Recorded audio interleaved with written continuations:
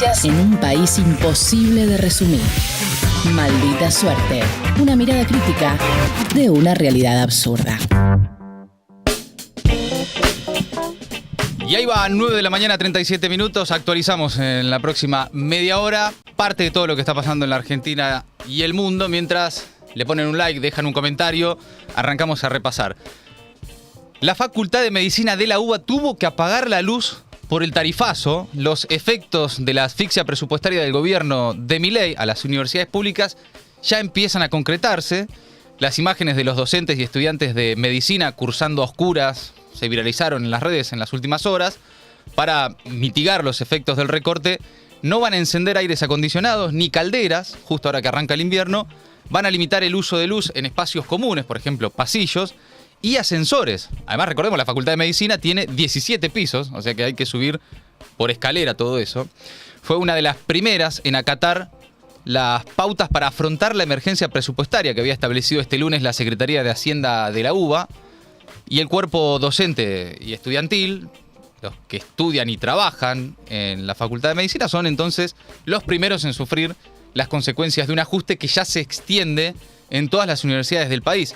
La Facultad de Medicina convocó este martes a realizar un abrazo solidario al Hospital de Clínicas, que funciona en el mismo lugar, para este jueves 18 de abril a las 10 de la mañana. Y en respuesta al brutal ajuste del gobierno de Javier Milei sobre las universidades nacionales es que convocaron a una movilización para este martes 23 de abril desde el Congreso hacia la Casa Rosada a partir de las 15 horas, en una movilización que promete ser multitudinaria y a la que ya se han plegado distintos sectores que ahora vamos a recordar. A Andrea Randi, secretaria general de la Comisión Interna de la Facultad de Medicina de la UBA y de la Asociación Gremial Docente, habló en Futurock con el programa de Juana Morín, dijo que queda presupuesto para 45 días y cuenta, esto es interesante, que muchos estudiantes votaron a Milei y no pensaban que esto podía pasar. Y vi que algunas universidades ya estuvieron poniendo fechas como hasta mayo sabemos que podemos funcionar. ¿Ustedes tienen algún estimativo concreto así para bajarlo a la realidad de hasta cuándo creen que se va a poder básicamente tener actividad? Están diciendo entre 45 y 47 días que tenemos para poder funcionar. ¿Y después qué? Esa es la pregunta. Estamos haciendo, digamos, de la semana pasada clases públicas casi todos los días en la Plaza Jusey, en la puerta de la facultad. Estamos hablando mucho con los estudiantes porque al principio es como que no nos creían, no pensaban que esto iba a pasar. Hay muchos que votaron a este gobierno y pensaban que no íbamos a llegar a este nivel. Bueno, lo está haciendo. Y yo espero que con esto y con la marcha del 23, no sé, que el gobierno se sensibilice un poco y mande plata, porque si no vamos a tener que cerrar. Y vi que algunas... Bueno, ahí estaba, en diálogo también con Poli Sabatés, que le hace una buena pregunta, ¿no? ¿Y después qué? No, se quedan sin presupuesto y después ¿qué sucede? Bueno, acá empiezan a verse las primeras consecuencias y bueno, le están poniendo mucho a la marcha del 23 para que sea un mensaje contundente. Decíamos que, además de estudiantes, docentes y no docentes, la CGT, en su plan de lucha, convoca a la marcha del 23, otras centrales sindicales también. Ayer se sumó Axel Kicillof, dijo voy a participar de la marcha del 23, ahora lo vamos a repasar. Y también la UCR, la Unión Cívica Radical, institucionalmente y como partido, convocó a marchar el 23 de abril contra el recorte inédito de presupuesto, dice el comunicado, acompañado de una campaña que busca generar un daño irreversible al conjunto de las universidades públicas.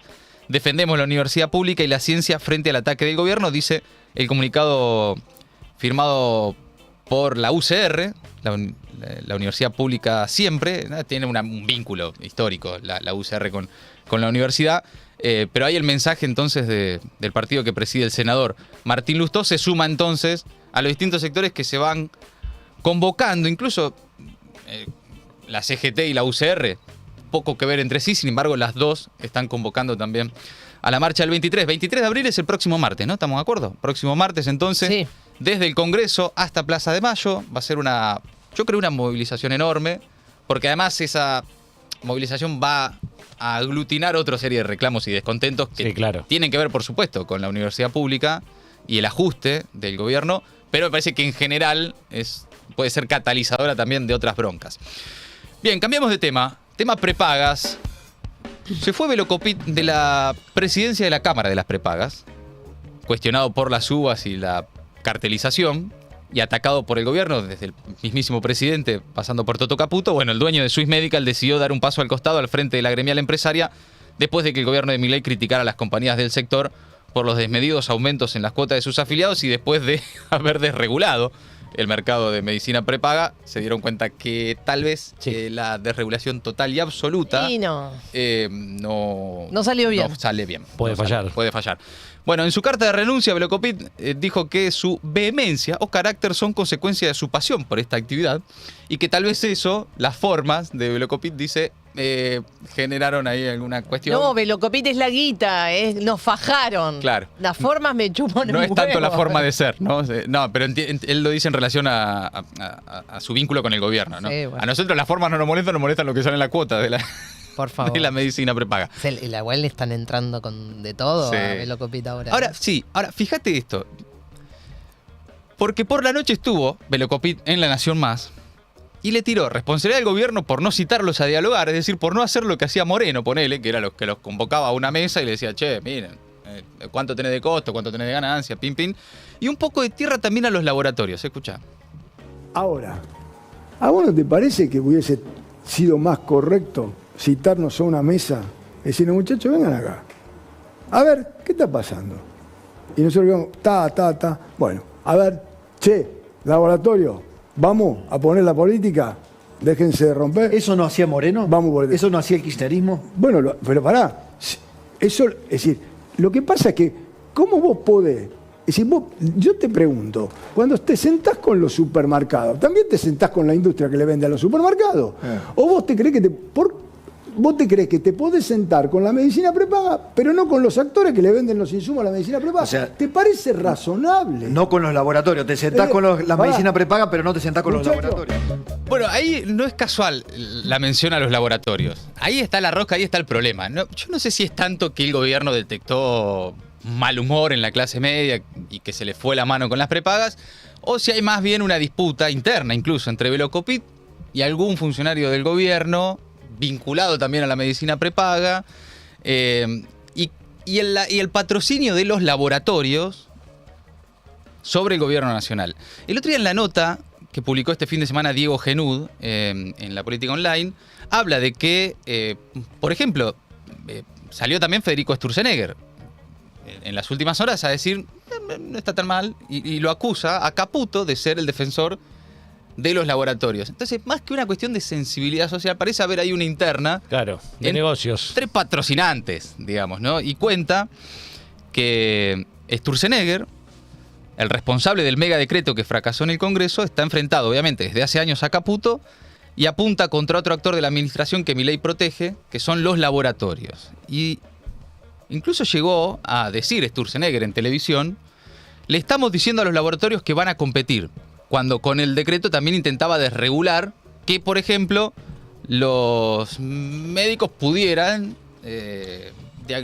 recetar genéricos y no de marcas. Claro. Bueno, casualmente, justo ese artículo del DNU no llegó. Voló. Voló. Lo tumbaron. Quizás uno de los pocos artículos buenos para los consumidores, ese, que te receten el genérico, como en su momento había puesto Ginés González García. Bueno, casualmente se ve que vino a algún laboratorio y dijo, a mí este Esto artículo vos sabés que no me gustó. me mataba, negro, con esto me mataba. Y bueno, y voló del DNU. Así que ahí me parece un choque más de sponsors y patrocinantes que de repentina sensibilidad social por cuánto cuestan las prepagas. Bueno, por cierto, las prepagas pudieron aplicar estos 5 aumentos consecutivos en lo que va del año gracias a ese DNU también. Y en las últimas semanas, sin embargo, al gobierno le empezó a molestar y empezó a cuestionar estas subas y bueno, llegaron a decir incluso que las empresas de medicina prepaga le declararon la guerra a la clase media. Bueno, ¿cómo sigue esta historia? Anoche, uno de los voceros del gobierno anticipó que la Superintendencia de Servicios de Salud sostiene que hubo un abuso de precios por posición dominante y presentó detalles de la cautelar que presentarán en la justicia. ¿Qué dice la cautelar que impulsa el gobierno sobre las prepagas? Buena música le metió Luisito. Dato por dato. La Superintendencia de Salud presenta mañana una medida cautelar que beneficia al 90%, según el gobierno, de los usuarios. La cautelar establece que valiéndose de su posición dominante, las prepagas aumentaron las cuotas por encima del 70% del índice de inflación durante los últimos 4 meses. Esto significa que, según el gobierno, hubo un abuso de precios por posición dominante. Esto, casi palabra por palabra, es lo que va a decir la cautelar. Y sí, casi palabra por palabra, porque me lo acaban de pasar y está bien. Por cierto, probablemente lo que logre el gobierno en todas estas sobreactuaciones es que, de mínima, el nuevo aumento previsto para el mes que viene, las prepagas digan, ok, este está bien, este te lo dejo, este no lo hago. Llego hasta acá. De máxima, me parece ya bastante más difícil, pero habría que ver si lo logran, retrotraer los aumentos a diciembre. Sería un montón. Pero ya sería un nivel de intervención del Estado insoportable. Qué bueno que para sería, un gobierno libertario. Qué bueno sería que lo haga con otros sectores también, ¿no? Los alimentos. Bueno, pues es que ayer Velocopit, en esta nota en La Nación Más, también estuvo en TN, estuvo de gira, dice, y a los peajes no le dicen nada. Claro. Dice, los peajes aumentaron más que nosotros y no le dicen nada. Y tiene un punto. Tiene un punto. Tiene un punto. Claro. Sí, pasa que... Rodríguez también se copió. Claro. Sí, profe. me consta la joda a mí solo. Sí, la verdad que sí. Bueno, por otro lado, unos casi 7 millones de argentinos tienen cobertura de prepagas, es decir, el 15% de la población total. Por cierto, el 15% con más poder adquisitivo, salvo algunas excepciones de trabajadores sindicalizados de altos ingresos que cuentan con su propia obra social, como petroleros o bancarios. Explica esta muy buena nota en el diario AR de Alejandro Rebocio que el 40% de los afiliados a las prepagas son clientes directos y el 60% deriva sus aportes de la obra social o recibe planes corporativos, es decir, que su empleador se lo abona. Y es un mercado de 10 empresas que controlan el 83% del mercado, según la denuncia de cartelización que ya habían presentado este año dirigentes de la coalición cívica. Bueno, queda ahí el tema, veremos qué sucede con las prepagas. Yo lo que quería marcar es que más que un asunto de repentina sensibilidad social y de, caramba, bueno, piensan en nosotros. El mercado estaba muy concentrado, más de lo que yo esperaba. Parece haber más una disputa de sponsors y de jefes que otra cosa. Hablando de jefes, el Fondo Monetario Internacional pronostica 150% de inflación para este año y más recesión. Anticipa una caída el fondo. En el marco de su panorama económico mundial, el fondo vaticinó que la economía argentina va a retroceder 2,8% este año por las políticas de ajuste del gobierno de Javier Milei y recién podría recuperarse con suerte en 2025. Hay que decir que por lo general tampoco es que los pronósticos del fondo para la política argentina suelen ser acertados, pero todo esto en un contexto de aumento de la desocupación que también marca el fondo. Este pronóstico se da en parte de la reunión de primavera del organismo que se está desarrollando por estos días en Washington, todo mientras Toto Caputo viaja allá a charlar con ellos para pedirles nuevos desembolsos. Bueno, la presentación del informe estuvo a cargo del economista jefe del FMI, Pierre-Olivier Gourinchas, quien ofreció una conferencia de prensa en la sede del organismo y destacó como positivo el ajuste fiscal del gobierno, la desaceleración de la inflación, pero fíjense al final, aclara entre risas que no saben muy bien, es medio una joda todo esto, si la recuperación va a ser en B corta, en U o en L. Escúchalo. Ahí va diciendo que las autoridades registraron un superávit fiscal por primera vez en una década. Lo celebra. Dice que esto va a tomar un tiempo y que va a requerir una implementación fuerte desde la política. ¿No? Están advirtiendo eso, falta control político sobre todo esto, y que es necesario hacer una escala mucho más amplia. Estamos observando de cerca esta situación, dice el fondo. Nuestros equipos del fondo están en estrecho contacto con el gobierno.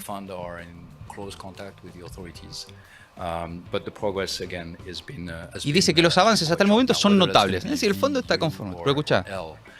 Let's agree that we much prefer V over U over L. No. Muy gracioso, amigo. Resulta que nosotros estamos acá y sí nos importa si la recuperación va a ser en B corta, en U o en L. ¿Y esos que prefieran? Obviamente preferimos que sea en B corta. Dice. Sí, claro, yo también. O sea, pero si es en L no es recuperación. No, pero ya se está hablando de esto. Ya se está hablando de no una recuperación, pero sí del efecto básicamente de que reventas tanto todo, la actividad económica, que no se recupera, sino que se estanca y se mantiene ya en un proceso bastante complejo según cuánto dure también en el tiempo, ¿no? La L de libertad. Muy bueno. L de Viva la Libertad, carajo. Sí, claro. Bien, Caputo y Pose se van a reunir con el FMI. Yo pasaba este video de Gobrinchas porque van a ver que dentro de muchos años este tipo de videos, testimonios de cómo el fondo decía una cosa, de cómo el gobierno iba y buscaba, qué sé yo, van a ser documentos históricos. Viste que después, cuando volvemos a ver la crisis del 2001-2002, cuando volvemos a ver los 90, vemos qué rol jugaba el fondo también. Sí, claro. No es un actor menor, es relevante y crítico para este momento de la Argentina. Bueno, hacia allá van entonces Toto y Pose a Washington tratando de conseguir guita.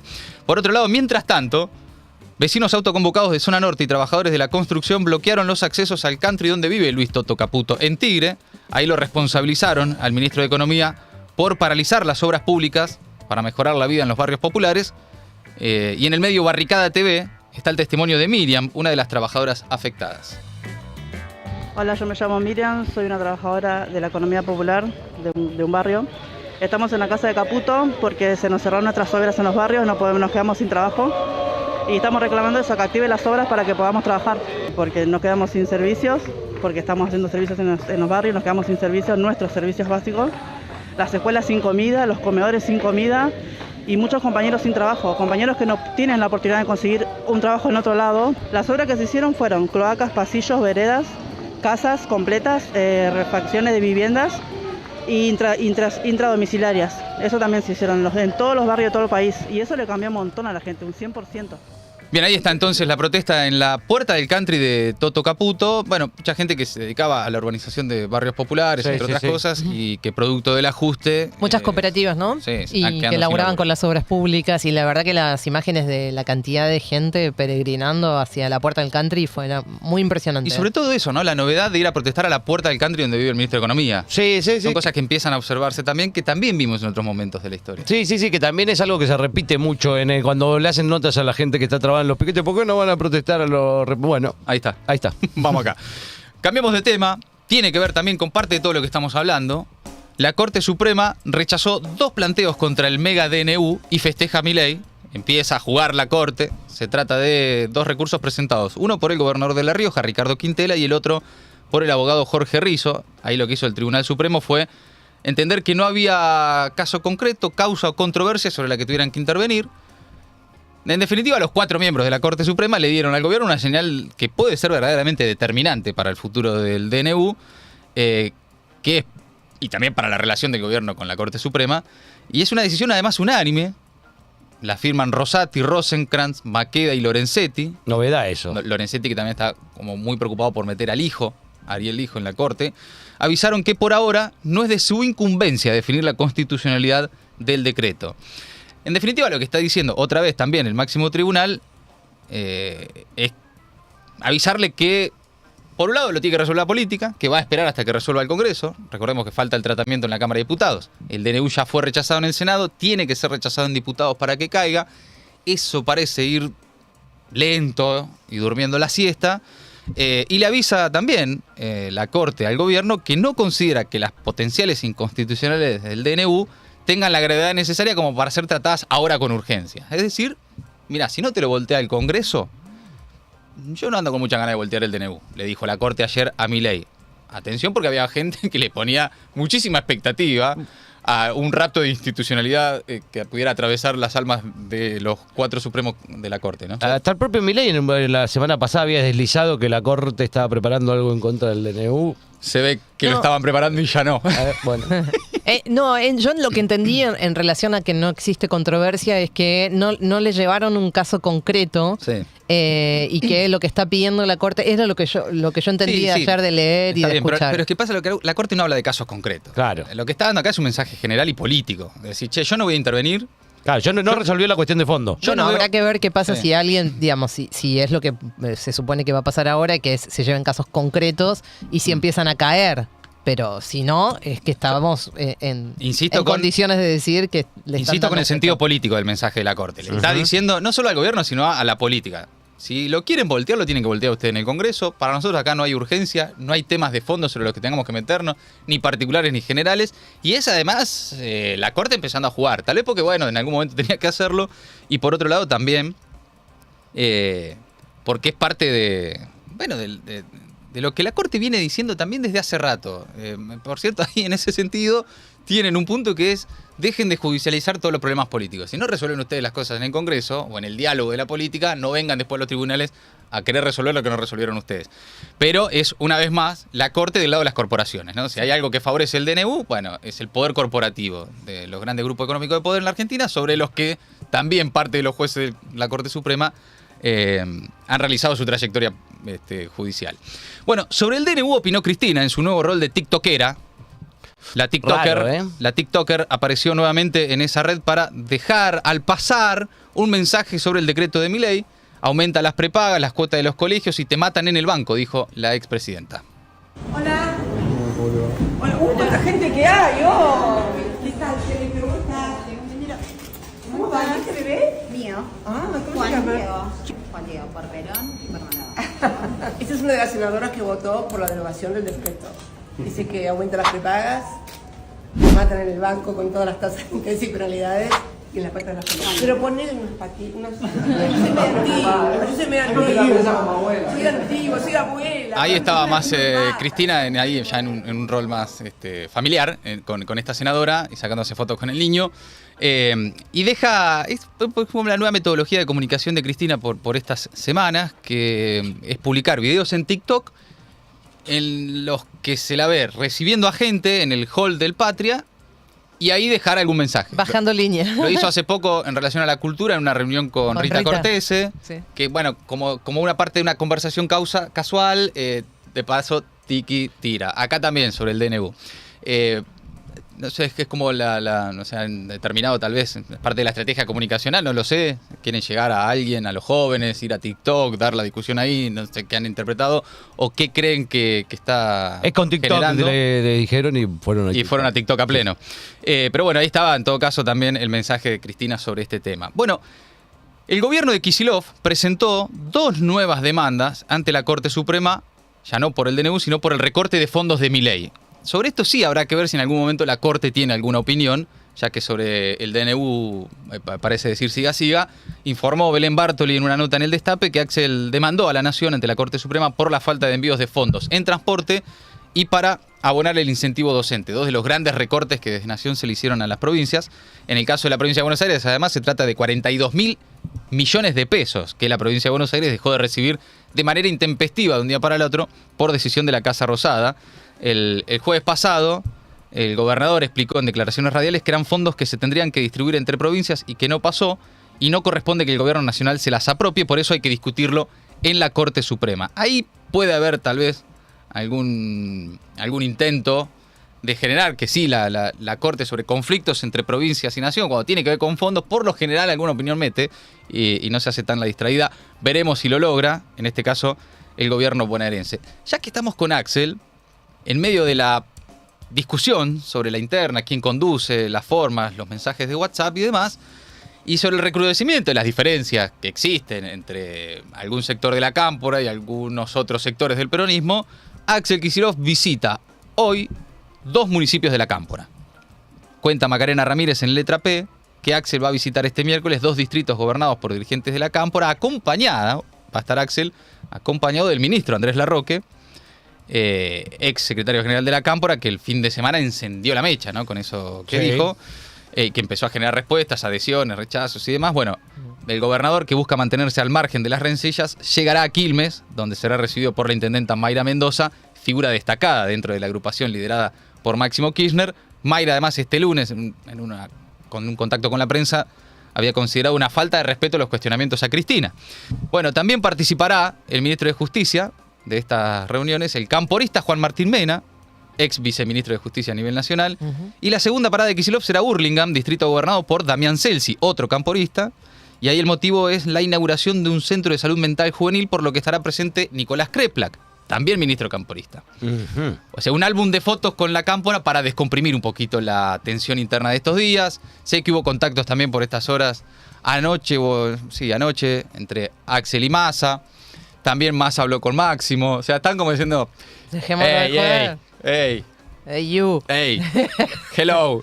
Igual también un Dialoguemos. poco es el momento, porque si no después también se acercan las elecciones y no podemos discutir porque se acercan las elecciones. No, sí, por lo general. O sea, que se recontraputen ahora y que sí. El tema es cómo, ¿no? ¿Te recontraputeas por los medios dando notas en las radios? Claro. O te juntas y te.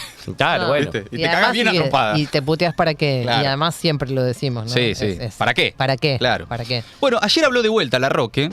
Dijo que hay algunos chitrulos, usó esa palabra que me encanta. Me gustan los chitrulos. Algunos chitrulos que nos quieren poner en el lugar de cuestionar a Cristina. De esto también lo charlábamos ayer. Bueno, el Cuervo se ratificó cristinista, al igual que muchos de los que hablaron esta semana bancando lo que dijo el Cuervo. Hugo Yasky y el intendente de Ensenada, Seco. Mario Seco. Sí. Más cristinista que todos esos. Bueno, dijo que hay que, sin embargo, rever el funcionamiento de la fuerza política. A ver. No, un poco lo que dije es que justamente necesitábamos rever el mecanismo de funcionamiento de la fuerza política, de que no se puede conducir por WhatsApp, y me refiero a las líneas intermedias, ¿no? Esto, porque algunos chitrulos, como decía mi abuela, quieren ahora ponernos en el lugar que alguien está cuestionando a Cristina, para nada. Digamos, todos sabemos lo que significa Cristina en nuestra vida y en el sentir popular. Sí creo que frente a la crisis que estamos atravesando, amerita que podamos revisar algunas cosas. Los intermediarios de la política, decís vos. Sí. Que ayer Mario Seco fue en el mismo sentido, ¿no? Fue muy duro Mario Seco en decir esto. No podemos estar recibiendo órdenes de terceros por WhatsApp. Pero vos, digo, si vos conocés a alguien más cristinista que Mario Seco o que yo, me revisás. Lo dije. Digo, entonces estamos discutiendo otra cosa, estamos discutiendo que tenemos que hablar de la sociedad y no a los comisarios políticos. Porque si le seguimos hablando a los comisarios políticos, profundizamos un divorcio que ha sido ostensible, y ahí es donde acertó Milei. Cuando Milei plantea lo de Casta, está planteando que hay una dirigencia política que está encerrada sobre sus intereses, sobre una mirada muy pequeña, muy pírrica de la política, y que no se hace cargo de los padecimientos del conjunto de la sociedad. Bueno, ahí está, el diagnóstico de Larroque, que además me parece claro, ¿no? La política hablándole a la política, la rosca hablándole a la rosca, es en parte lo que ha alejado al peronismo, a la conducción política de las demandas sociales. Esa desconexión lo llevó a perder 5 de las últimas 6 elecciones. Bueno, algo para revisar seguro que hay. El tema, como siempre, es cómo, quién y de qué forma. Bueno, mientras tanto, Kicillof aprovecha cada oportunidad que tiene para diferenciarse de Milei. En eso sí está Kicillof, permanentemente. En este caso, por el conflicto entre Irán e Israel, dijo que hay que tener patriotismo y amor por la Argentina. Esto fue en un acto en Ensenada en el que entregó embarcaciones para la Armada Argentina. Es decir, también hay un mensaje, un vínculo ahí en la discusión con Nación, y le apuntó a las privatizaciones y a las cruzadas ajenas, ¿no? Compartió un video también en sus redes a 12 años de la estatización de YPF y alertó por la privatización de la petrolera. Fue en abril del año 2012 que quien fuera presidenta, Cristina Fernández de Kirchner, decidió recuperar YPF para el pueblo argentino. Una empresa que estaba vaciada, que tenía los recursos naturales, que tenía vaca muerta a disposición y no habían hecho un solo pozo. La recuperó el Estado con vocación de ponerla a funcionar para el bienestar y el desarrollo de nuestro país. Y con ese impulso volvimos a tener autoabastecimiento energético. Pónganse de acuerdo los que hoy quieren volver a privatizar todo. Miren la historia, no sean ignorantes, no sean caraduras.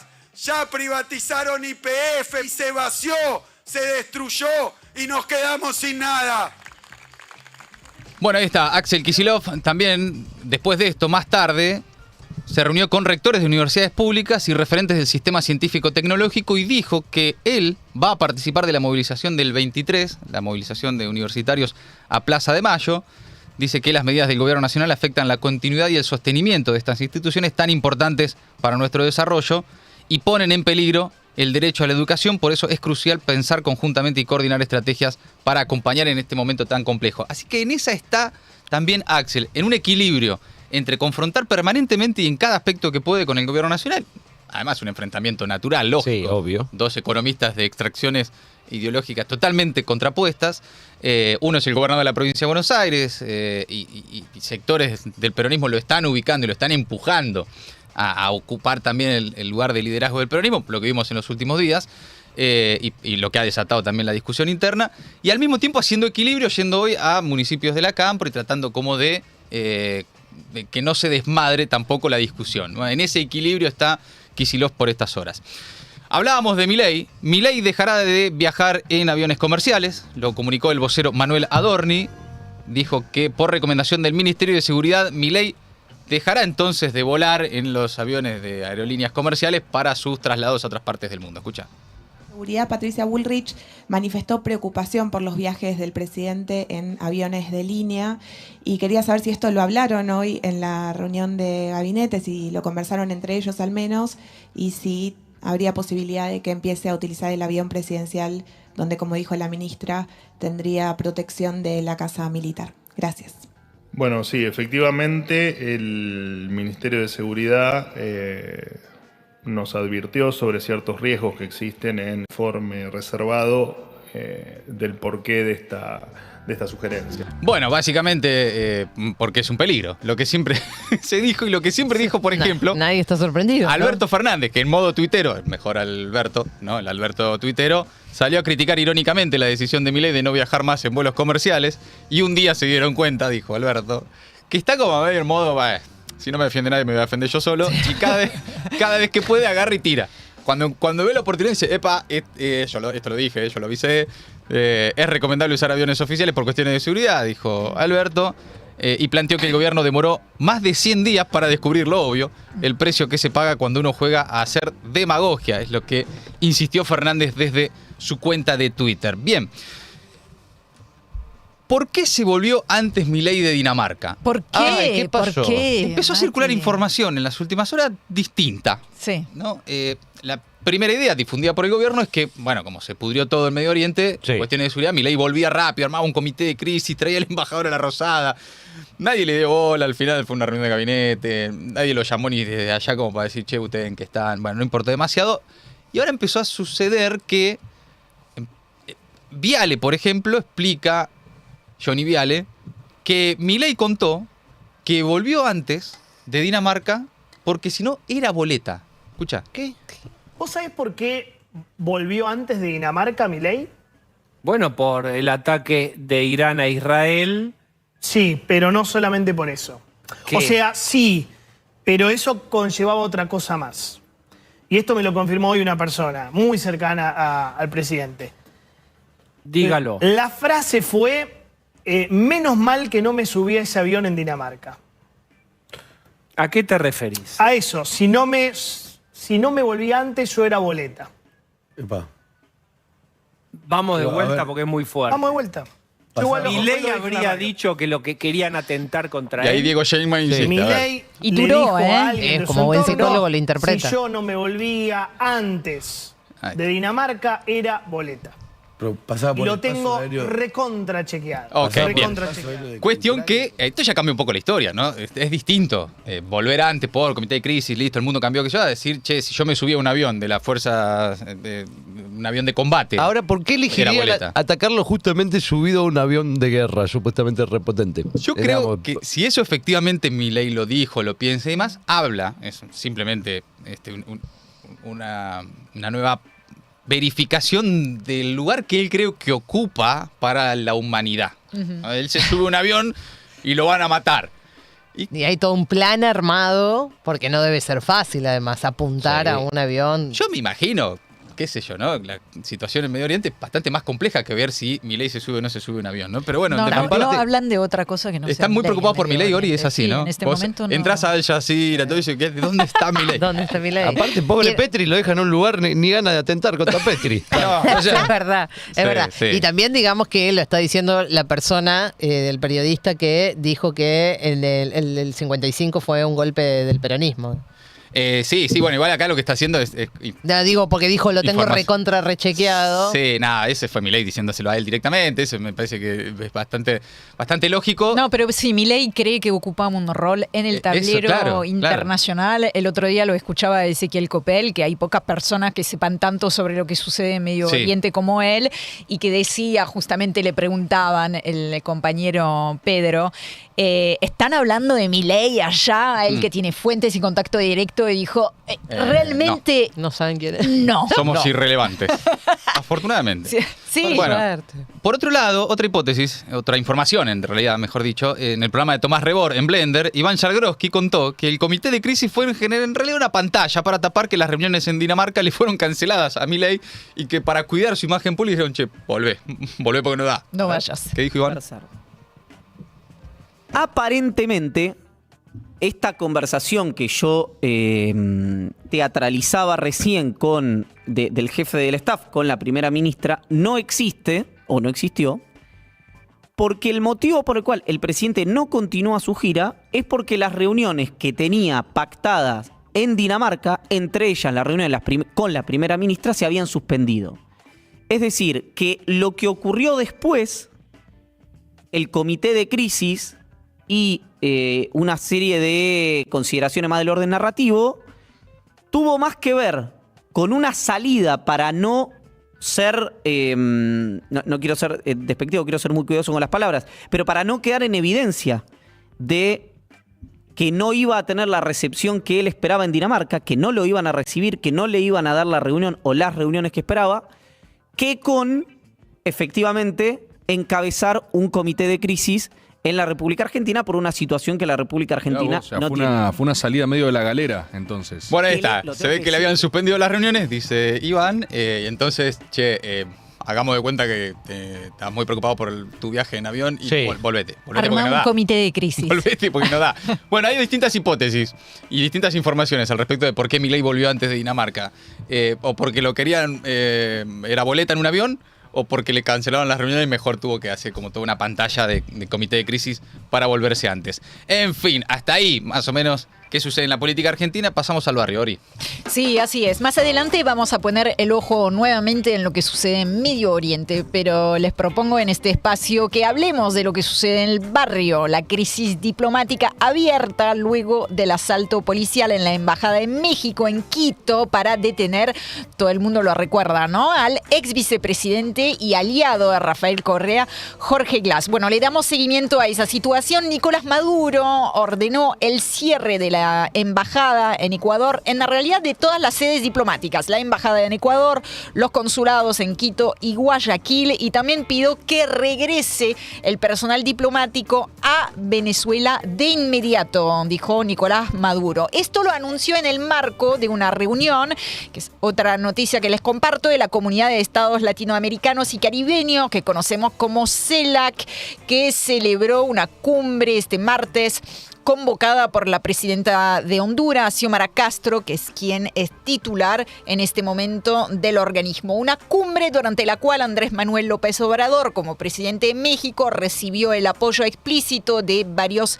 de los mandatarios de la región. Pero además, AMLO les pidió, por favor, que se sumen a su denuncia contra el país ecuatoriano que presentó ante la Corte Penal, entre la Corte Internacional de Justicia. Lo que trata de hacer AMLO es darle un poco de volumen, ¿no?, a esa demanda, porque no sé si ustedes tendrán la sensación, la misma sensación que tengo yo, es que entre tantos hechos de gravedad, bueno, finalmente el asalto a la embajada mexicana en Quito quedó como en el punto 150 de una lista de urgencias. Entonces, AMLO está insistiendo en eso, también en la expulsión de Ecuador de las Naciones Unidas, y advirtió sobre ese punto en particular que si el organismo de las Naciones Unidas no actúa, quedará como un florero, como un adorno. O sea, AMLO está diciendo qué es lo que tiene que suceder para que las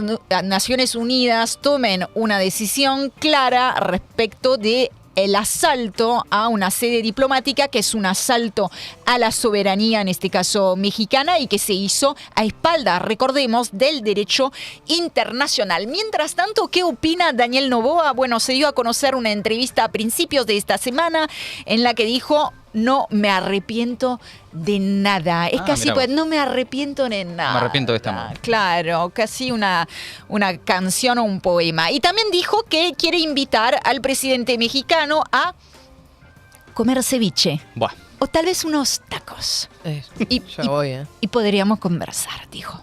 Bueno, qué lindo todo. Nosotros con